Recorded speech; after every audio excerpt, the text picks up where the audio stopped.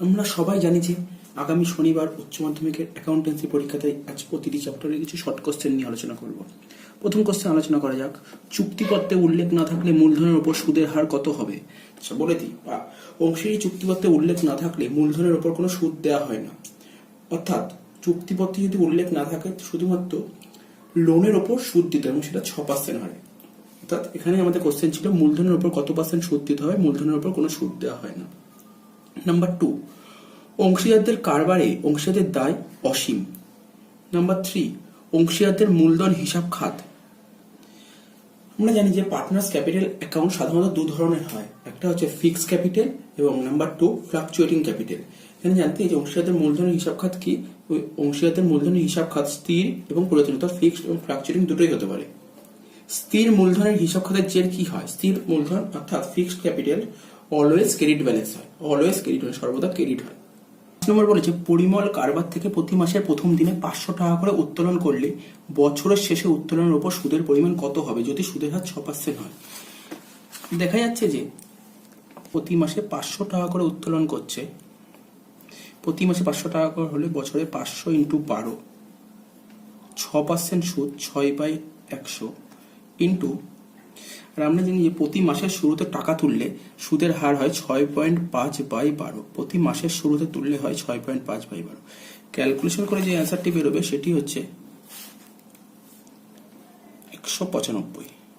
আচ্ছা, মাসের শুরুতে অর্থাৎ beginning of the month, beginning of the month হলে 6.5/12, middle of the month, middle of the month হলে 6/12, এন্ড অফ দ্য মান্থ হলে 5.5/12। এখানে বলেছে পরিমাণ প্রতি মাসের শুরুতে টাকা তুলে, প্রতি মাসের শুরুতে তুললে অর্থাৎ বিগিনিং অফ দ্য মান্থ তুললে 6.5/12 হয়। প্রতি মাসে 500 টাকা করে তুলেছে, তার মানে বছরে 500 × 12 6000 টাকা তুলেছে, 6% ইন্টারেস্ট নেবে আর 6.5/12। কেন? Beginning of the month. Answer হবে আমার এখানে 195। নেক্সট কোশ্চেন বলেছে কোন কারবারে নিট লাভের পরিমাণ 66,000 টাকা। বলেছে কোন কারবারে নিট লাভের পরিমাণ 66,000 টাকা। লাভ বলেছে 66,000 টাকা এবং কোন পার্টনার কমিশন ধার্যের পর অর্থাৎ কমিশন পাচ্ছে 10% কমিশন পাচ্ছে। অর্থাৎ এখানে যে বলেছে কমিশন ধার্যের পর after charging search commission, after charging search commission আমরা জানি 10/110, তাহলে 66,000 10/110 করে হবে 6,000, এটা হবে অ্যান্সার। আর যদি এটা বলতো বিফোর চার্জিং, এটা আফটার চার্জিং, যদি এটা বিফোর চার্জিং হতো তখন অ্যান্সার হয়ে যেত 66,000 × 10/100। বিফোর চার্জিং হলে হতো 66,000 × 10/100।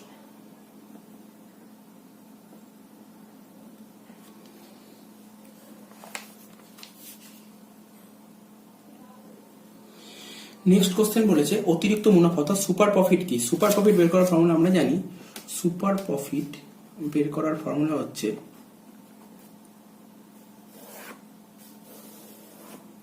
সুপার প্রফিট বের করার formula adjusted profit minus normal return. Normal return বা নর্মাল প্রফিট দুটো একই জিনিস, adjusted profit minus normal profit. তো এখানে কি বলেছে, এখানে অ্যান্সার হচ্ছে প্রতিষ্ঠানের অর্জিত মুনাফা মাইনাস স্বাভাবিক মুনাফা। অর্জিত মুনাফা মিন্স অ্যাডজাস্টেড প্রফিট বা মেনটেনেবল প্রফিট মাইনাস স্বাভাবিক মুনাফা মিন্স নর্মাল প্রফিট। নেক্সট হচ্ছে ভোগানুপাত। ভোগানুপাত means gaining ratio. Gaining ratio কি সবাই জানি, গেনিং রেশিও হচ্ছে নিউ রেশিও থেকে যদি ওল্ড রেশিও বাদ দিই তখন আমরা যে অ্যান্সার বেরোয় তাকে বলে গেনিং রেশিও, অর্থাৎ পুরনো। নেক্সট কোশ্চেন 9 নম্বর বলেছে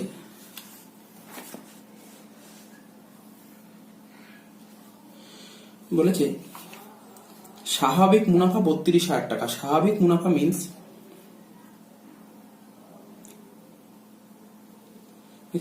স্বাভাবিক মুনাফা অর্থাৎ নর্মাল প্রফিট বলেছে 32,000 টাকা ছিল। আমাকে অর্জিত মুনাফা অর্থাৎ অ্যাডজাস্টেড প্রফিট, আমাকে অ্যাডজাস্টেড প্রফিট বলে দিয়েছিল, অ্যাডজাস্টেড প্রফিট বলেছে 32,000 টাকা, অ্যাডজাস্টেড প্রফিট 32,000 টাকা। আর বলেছিল ক্যাপিটাল এমপ্লয়েড 2.5 লাখ আর নর্মাল রিটার্ন বলেছিল 10%, অর্থাৎ নর্মাল প্রফিট বের করার ফর্মুলা 2.5 লাখের 10% 25,000।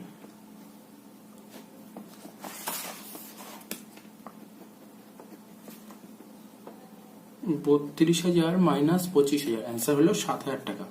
সুপার প্রফিট 7,000 টাকা, নাম্বারের উপরে 2 থেকে ক্যান্সেল হবে, গুডউইল হবে 14,000 টাকা। এটা এখন পরিষ্কার বোঝা যাচ্ছে।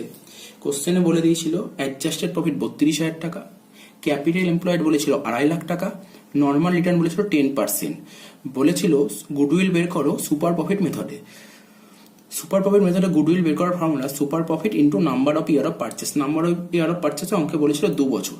সুপার প্রফিট বের করার ফর্মুলা আগেই লিখেছি, adjusted profit minus normal profit. Adjusted profit বলে দিয়েছে 32,000 টাকা, আর নর্মাল প্রফিট বের করার ফর্মুলা হচ্ছে বিজনেসে যত টাকা ইনভেস্ট করে, যত ক্যাপিটাল এমপ্লয়েড 2.5 লাখ, তার 10% হচ্ছে নর্মাল প্রফিট। তাহলে অ্যাডজাস্টেড প্রফিট থেকে নর্মাল প্রফিট বাদ দিলে যে 7,000 টাকা বেরোলো, এটা হচ্ছে super profit. 7,000 into 2, number of year of purchase 14,000 টাকা। নেক্সট কোশ্চেন বলেছে কোনো অংশীদার প্রতি মাসের প্রথম দিনে 600 টাকা করে উত্তোলন করে। প্রতি মাসের প্রথম দিনে 600 টাকা করে উত্তোলন করছে, তাহলে প্রতি মাসের প্রথম দিনেই 600 টাকা করে উত্তোলন করে, প্রথম দিনে 600 টাকা করে উত্তোলন করলে বছরে 600 ইন্টু 12, 7,200 টাকা উত্তোলন করছে। এবার দেখতে হবে কত পার্সেন্ট ইন্টারেস্ট চার্জ করছে। 10%, উত্তোলনের উপর 10% ইন্টারেস্ট চার্জ করছে। প্রতি মাসের শুরুতে টাকা তুললে, আমি কি বলেছি, আগেই বলেছি, মাসের শুরুতে তুললে 6.5/12 হয়, 6.5/12। প্রকৃত অ্যান্সার হবে এটা, অর্থাৎ 390। ক্যালকুলেট করলে এটা বেরোচ্ছে 390।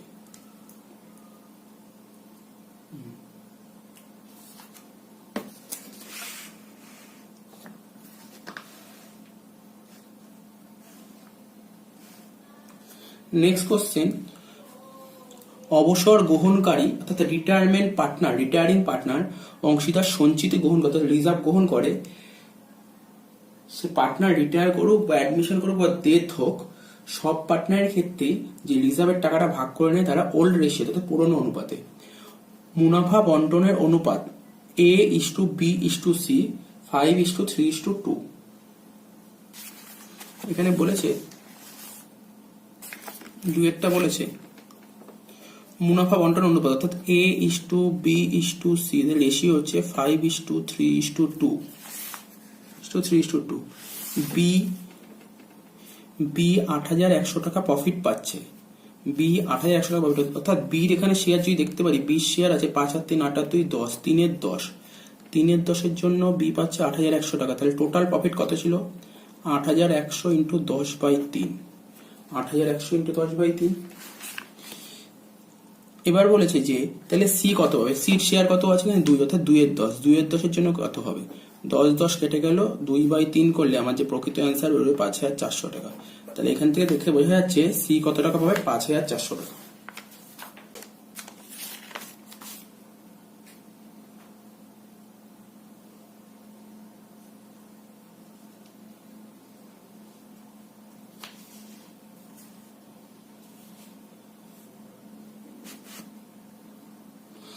কোশ্চেনটা বলে হিসাবের বই থেকে সুনামের মূল্য অবলোকন করতে, অর্থাৎ ব্যালেন্স শিটে যদি গুডউইল থাকে সেই গুডউইলটাকে রাইট অফ করতে গেলে যে গুডউইলের যে ভ্যালুটা থাকে সেটা মূলধন হিসাবে ডেবিট করা হয়। কোন অনুপাতে ডেবিট করা হয়?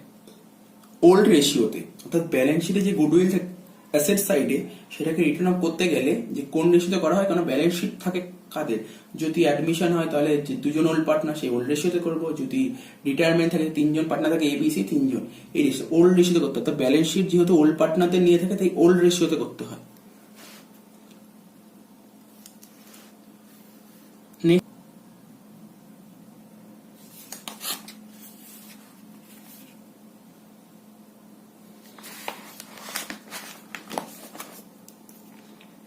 নেক্সট কোশ্চেন বলেছে অমল আর বিমলের রেশিও ছিল 3:2। অমল আর বিমলের রেশিও 3:2 এবং বলেছে বর্তমানে নতুন একজন পার্টনার অ্যাডমিশন হবে যার নাম সুফল, তার শেয়ার হবে 1/5। তো নিউ রেশিও বের করতে বলেছে। দেখো নিউ রেশিও কি করে বের করবো,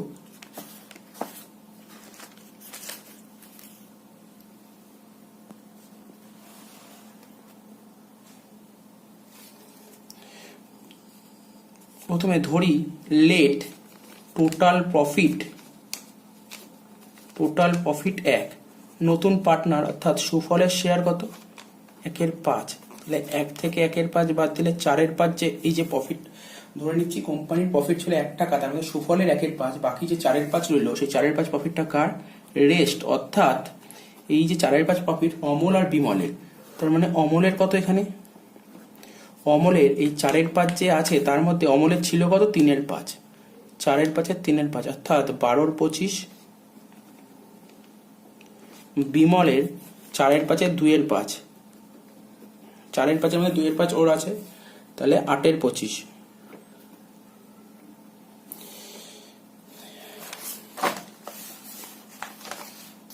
এবার আমাকে জানতে এই তিনজনের রেশিও, অমল, বিমল, সুফল। অমলের কত বেরোলো, অমলের 12/25,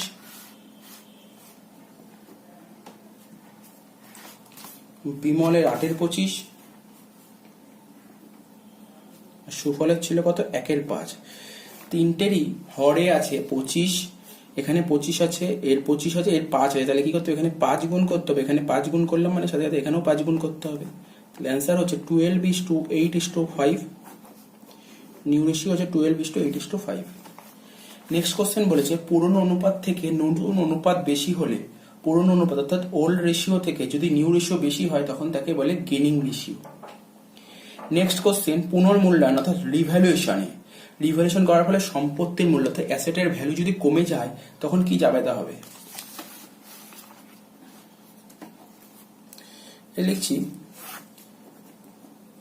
অ্যাসেট কমে গেলে, অ্যাসেট হচ্ছে সবসময় ডেবিট ব্যালেন্স, ডেবিট ব্যালেন্সকে কমাতে গেলে ক্রেডিট করতে হয়, আর ডেবিট ব্যালেন্সকে যদি বাড়াতে যায়, অ্যাসেটকে যদি বাড়াতে যায় তখন ডেবিট করতে হবে। তাহলে এখানে আমাকে কি বলেছে, বলেছে সম্পত্তির মূল্য হ্রাস ঘটলে অর্থাৎ অ্যাসেট কমে গেলে অ্যাসেটটাকে ক্রেডিট করবো, তাহলে ডেবিট কে হবে, revaluation account debit to asset account. Next question বলেছে ratio of R and S 3:1,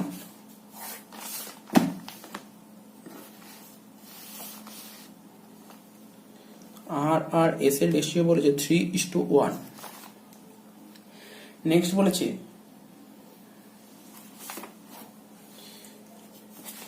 P admitted 1/4 share নেই, পি অ্যাডমিট হয়েছে, পি অ্যাডমিশন,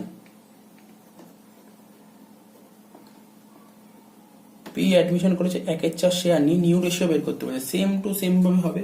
তাহলে ধরে নিলাম কোম্পানির প্রফিট ছিল 1 টাকা, নতুন পার্টনার পি শেয়ার কত 1/4, তাহলে 1 থেকে 1/4 বাদ দিলে কত হলো 3/4, তার মধ্যে আর এর শেয়ার কত 3/4 মধ্যে 3/4, কেননা আর এর শেয়ার কত এখানে R/S 3:1 মানে আর এর 3/4 এস এর 1/4, তাহলে এই 3/4 তো বাকি ছিল, 3/4 মধ্যে আর এর 3/4 মানে 9/16, এস এর কত 3/4 মধ্যে 1/4 3/16, নতুন পার্টনার পি এর কত ছিল 1/4, তো সবার নিচে এই আর এর নিচে 16, এস এর নিচে 16, তাহলে পির নিচেও 16 হতে হবে, তাহলে কত হবে 4/4, 4/16, অ্যান্সার হচ্ছে 9:3:4।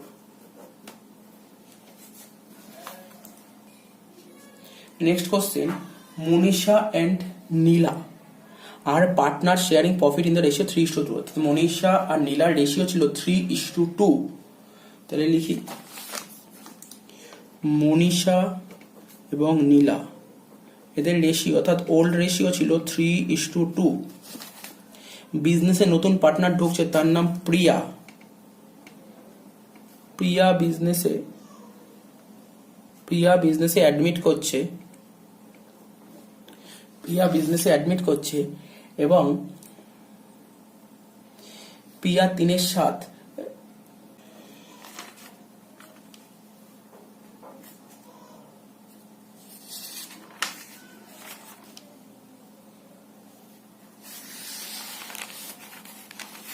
কোশ্চেনটা আবার দেখা যাক।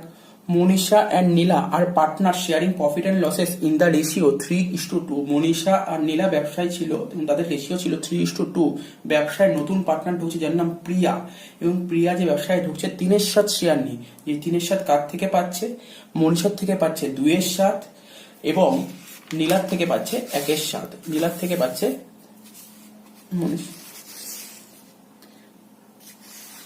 নীলার থেকে পাচ্ছে 1/7। তাহলে বলছে স্যাক্রিফাইসিং রেশিও কত, অর্থাৎ মনীষার থেকে পাচ্ছে 2/7, নীলার থেকে পাচ্ছে 1/7। তাহলে রেশিও বোঝা যাচ্ছে। ও প্রিয়া 3/7 নিয়ে, যে মনীষা আর নীলা ওদের রেশিও ছিল 3:2। ব্যবসায় নতুন পার্টনার প্রিয়া 3/7 নিয়ে আসবে। 3/7 কার থেকে পাচ্ছে, মনীষার থেকে পাচ্ছে 2/7 আর নীলার থেকে পাচ্ছে 1/7। তার মানে বলতেই পারি মনীষা এতটা ছেড়ে দিচ্ছে, নীলা এতটা ছেড়ে দিচ্ছে। তাহলে ছেড়ে দিচ্ছে মানে স্যাক্রিফাইস করে, কতটা স্যাক্রিফাইস করে, 2/7 আর 1/7, অর্থাৎ তাদের স্যাক্রিফাইসিং রেশিও 2:1। নতুন অংশীদার প্রবেশের সময় অর্থাৎ অ্যাডমিশনের সময় মজুদ পণ্য অর্থাৎ স্টক কমে গেলে কি হয়, স্টক আমি আগেই লিখেছি, অ্যাসেট কমে গেলে ক্রেডিট হয়, অর্থাৎ অ্যাসেট, স্টক একটা অ্যাসেট, স্টক কমে গেছে, তাহলে স্টক ক্রেডিট করতে হবে, ডেবিট করতে হবে কে, রিভ্যালুয়েশন।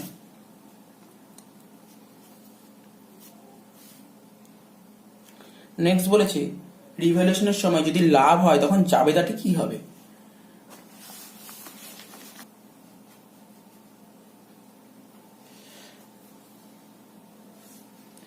রিভ্যালুয়েশনে লাভ হলে সেই টাকাটা পার্টনাররা পায়, অর্থাৎ পার্টনাররা পায় মানে তাদের ক্যাপিটাল অ্যাকাউন্ট বেড়ে যায়।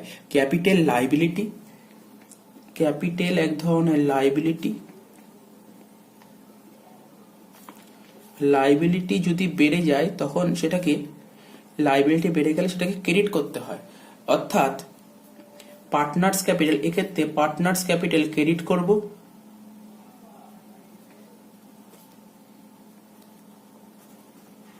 রিভ্যালুয়েশন অ্যাকাউন্ট ডেবিট করব।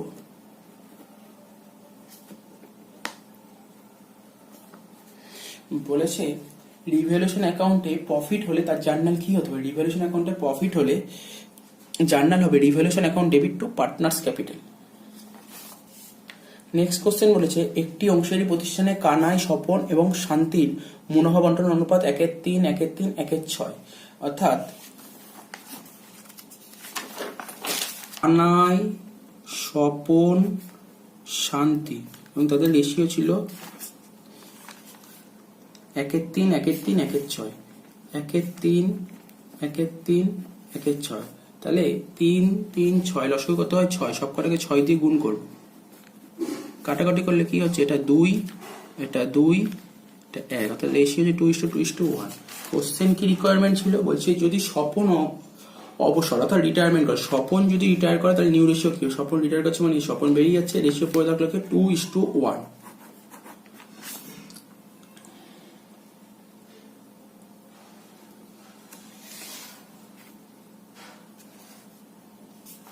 ঘরোয়া কোম্পানির সর্বনিম্ন ও সর্বোচ্চ সদস্য সংখ্যা কত। ঘরোয়া কোম্পানির সর্বনিম্ন সদস্য সংখ্যা 2 জন এবং সর্বোচ্চ সদস্য সংখ্যা 50 জন। এবার বলেছে ঘরোয়া company minimum paid up capital, একটু জেনে রাখো, ঘরোয়া কোম্পানির ক্যাপিটাল 1 লাখ টাকা, পাবলিক কোম্পানির minimum paid up capital 5 lakh টাকা।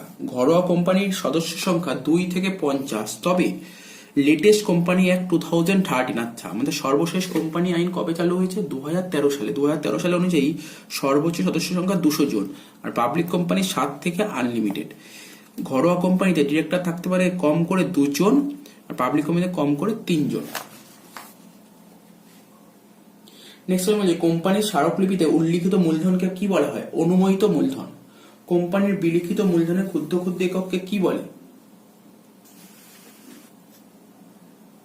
শেয়ার বলে। যে পরিমাণ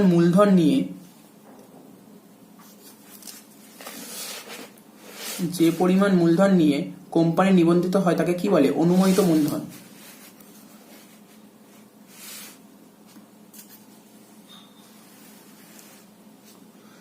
নেক্সট বলেছে শেয়ারের অভিহিত মূল্য অর্থাৎ ফেস ভ্যালু, শেয়ারের ফেস ভ্যালু 100 টাকা, 90 টাকা তলব করা যায়, কল করা হয়েছে, 70 টাকা আদায় করা হয়েছে। শেয়ার বাজেয়াপ্ত করার সময় শেয়ার বাজেয়াপ্ত হিসাব খাতে ক্রেডিট করা হবে কত টাকা। আগে আমরা জেনে নিই শেয়ার ফরফিচারের জার্নাল। শেয়ার ফরফিচারের জার্নাল হলো share capital account debit, share premium account debit,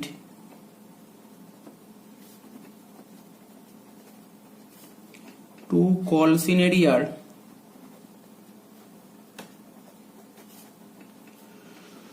to share forfeited. Share ক্যাপিটালে অ্যাকাউন্টে আসে যতগুলো শেয়ার ফরফিট করা হয়েছে ইনটু মানি সো কল্ড, অর্থাৎ যত টাকা ডাকা হয়েছে। শেয়ার প্রিমিয়াম অ্যাকাউন্টে যদি প্রিমিয়াম মানি ফেল করে, কল সিনিয়রে যতগুলো শেয়ার টাকা দিতে পারেনি, আর শেয়ার ফরফিট মানে যত টাকা আদায় করা হয়েছে। এখানে আমার রিকোয়ারমেন্ট ছিল, বলছে শেয়ার বাজেয়াপ্ত করার সময় শেয়ার বাজেয়াপ্ত হিসাব খাতে ক্রেডিট করা হবে কত টাকা, অর্থাৎ যত টাকা আদায় করা হয়েছে। মানে কত টাকা আদায় করা হয়েছে? 70 টাকা। তো শেয়ার ফরফিটের অ্যাকাউন্ট ক্রেডিট করা হবে 70 টাকা।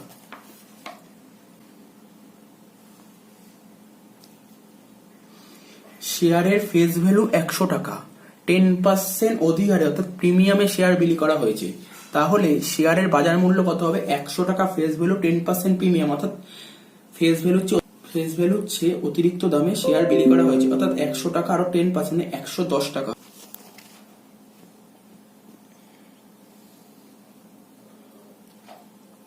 নেক্সট কোশ্চেন জানতে চাইছে শেয়ার বাজেয়াপ্ত ক্রেডিট রয়েছে 7000 টাকা। শেয়ার বাজেয়াপ্ত ক্রেডিট রয়েছে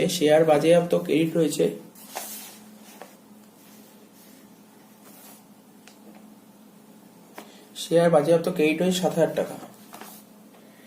এবার বলেছে পুনর্বিলির সময় অর্থাৎ রিইস্যুর সময় আদায় করা হয়েছে। রিইস্যুর সময়, আচ্ছা রিইস্যুর জার্নালটা দেখে নি, ফরফিচারের journal.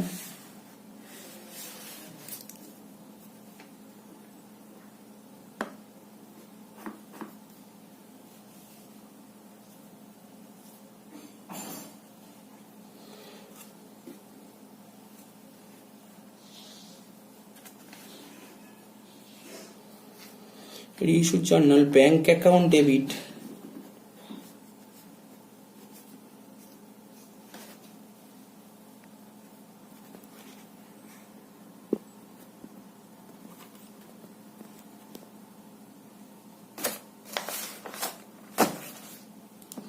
Bank account debit, share forfeiture account debit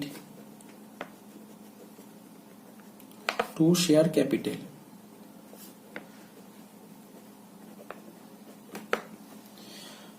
অর্থাৎ রিইস্যু করার সময় যতগুলো শেয়ার আবার রিইস্যু করা হচ্ছে সেই যতগুলো টাকা পাওয়া গেছে। আচ্ছা শেয়ার ফরফিচার মানে ঠিক রিইস্যু করার সময় যতগুলো টাকা পাওয়া যায়নি, আর এই দুটো যোগফল হচ্ছে শেয়ার ক্যাপিটাল। তো এখানে শেয়ার বাজেয়াপ্ত ক্রেডিট রয়েছে 7000 টাকা, আর শেয়ার রিইস্যু করার সময় আদায় করা যায়নি 5000 টাকা। তো বলতে চাইছে মূলধন সঞ্চিতে কত টাকা ট্রান্সফার করতে হবে। মূলধন সঞ্চিতি ট্রান্সফার করার নিয়ম হচ্ছে, মূলধন সঞ্চিতি অর্থাৎ ক্যাপিটাল রিজার্ভে ট্রান্সফার করার নিয়ম share forfeiture credit minus share forfeiture debit. তো শেয়ার ফরফিচার ক্রেডিট করা হয়েছে কত? 7000 টাকা, আর আদায় করা হয়নি 5000 টাকা। তাহলে ক্যাপিটাল রিজার্ভে কত টাকা পাঠাবো? 2000 টাকা।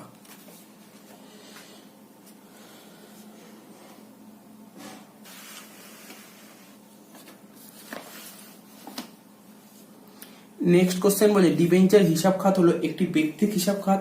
ডিবেঞ্চার গ্রহীতা হলো কোম্পানির ঋণদাতা। ডিবেঞ্চারের উপর সুদ হলো, এদের সবকটি হতে পারে। ঋণপত্রের উপর সুদ গণনা করা হয় লিখিত মূল্যের উপর। ডিসকাউন্ট অন ডিবেঞ্চার অ্যাকাউন্ট সবসময় ডেবিট ব্যালেন্স হয়। ঋণপত্রের অর্থ ফেরত দিতে হয় নির্দিষ্ট মেয়াদান্তে। ঋণপত্রের মূলধন কারবারের একটি দায়।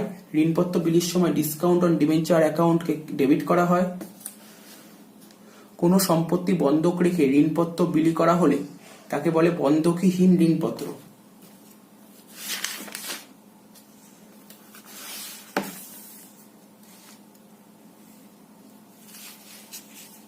নেক্সট কোশ্চেন জানতে চাইছে ডিবেঞ্চারের ওপর সুদ ক্লোজড করতে হলে কোন হিসাব খাতকে ডেবিট করা হয়? PL account.